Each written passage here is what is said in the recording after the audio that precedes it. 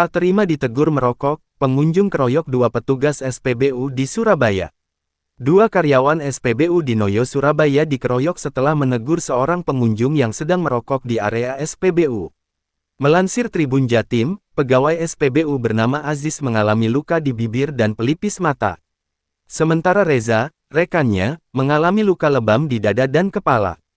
Kejadian bermula pada Minggu tanggal 26 Januari tahun 2025, sekitar pukul 15 waktu Indonesia Barat. Aziz sedang mengawasi pengisian BBM dari truk tangki Pertamina ke tandon SPBU.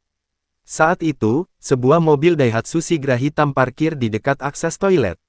Aziz menegur pengemudi mobil karena kedapatan merokok. "Saya tegur karena rokoknya masih di mulut. Dia langsung mematikan rokok, tapi kemudian menonjok mulut saya," katanya, Selasa tanggal 28 Januari tahun 2025.